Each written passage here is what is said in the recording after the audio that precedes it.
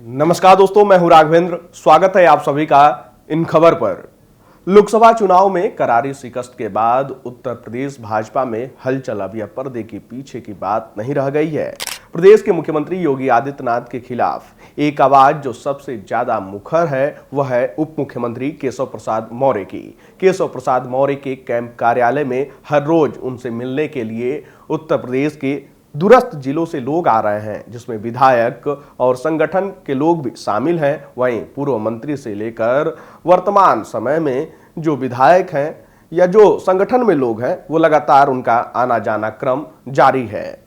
मौर्य उनकी फोटो हर रोज social media पर डाल रहे हैं। मौर्य ने भारतीय जनता पार्टी के पिछड़ों के नेता के रूप में उत्तर प्रदेश में अपनी अलग जगह बनाई है और यह साबित करने के लिए कि पिछड़े वर्गों का प्रतिनिधित्व करने वालों नेताओं का वो हाईलाइट भी कर रहे हैं। वहीं डिप्टी सीएम केशव प्रसाद मौर्य ने नियुक्ति एवं कार्मिक विभाग को पत्र लिखकर सभी विभागों में आउटसोर्सिंग और संविदा कर्मचारियों की संख्या और उनमें आरक्षण का पालन किए जाने के बारे में जानकारी मांगी थी।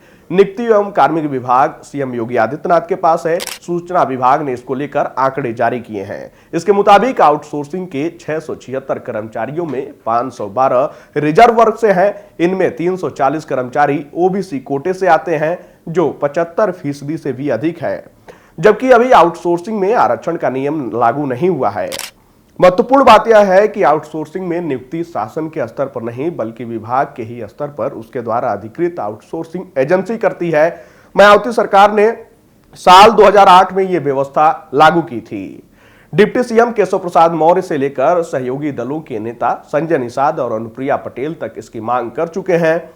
डिप्टी सीएम केशव प्रसाद मौर्य ने संविदा और आउटसोर्सिंग भर्तियों में आरक्षण का मुद्दा उठाया था और इसको लेकर योगी सरकार से सवाल पूछा था, जिसके बाद यह आंकड़ा जारी किया गया है। डिप्टी सीएम ने आरक्षण को लेकर सरकार को चिट्ठी लिखी थी और उन्होंने कार्मिक और नियुक्ति विभाग से पूरा ब्यौरा मांगा था। डिप्टी सीएम ने सीएम योगी के विभाग से पूछा था कि आउटसोर्सिंग में कितने लोगों को आरक्षण का फायदा मिला है।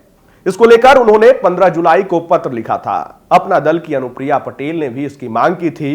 डिप्टी सीएम केशव प्रसाद मौर्य ने बीजेपी प्रदेश कार्य समिति की बैठक में संगठन को सरकार से बड़ा बताया था और जिस दिन केशव ने यह बयान दिया था उसके अगले ही दिन केशव प्रसाद ने 2 मुद्दे उठाए।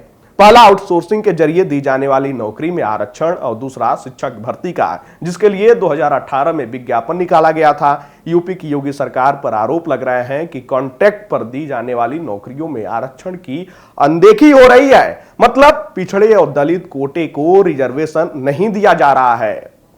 आउटसोर्सिंग का क्या मतलब है? आउटसोर्सिंग का मतलब यह है कि इसमें आउटसोर्सिंग के माध्यम से विभागों में भर्तियां की जाती हैं। सभी भर्तियां थर्ड पार्टी के माध्यम से होती हैं। सरकार टेंडर निकालती है, मानक पूरा करने वाली कंपनी को ठेका देकर संबंधित या जरूरत के हिसाब से कर्मचारियों की डिमांड करती है।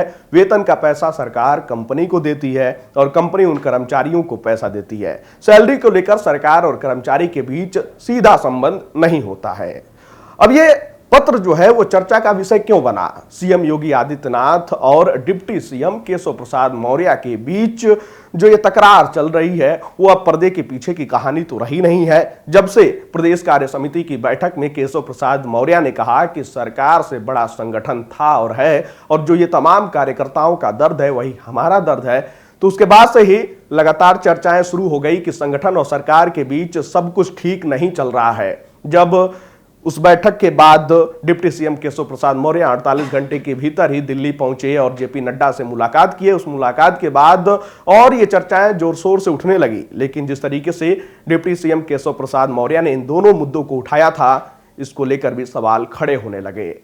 और खास बात यह है कि बीते दिनों जिस तरीके से ओबीसी वर्ग के वो तमाम नेताओं से लगातार मुलाकात कर रहे हैं, चाहे संजय निषाद हो, ओम प्रकाश राजभर हो, दारा सिंह चौहान हो या तमाम वो नेता जिनकी चर्चा लगातार होती रहती है, उनसे मुलाकात करना ये चर्चा का विषय बना हुआ है। चर्चा यूं ही नहीं है, चर्चा इसलिए भी है कि जब सीएम योगी आदित्यनाथ आजमगढ़ में वाराणसी मंडल के पदाधिकारियों से वाराणसी में भी मुलाकात कर रहे थे, तो उस बैठक में सुभाषपा प्रमुख ओम प्रकाश राजभर को भी शामिल होना था, क्योंकि राजभर जहूराबाद से विधायक हैं।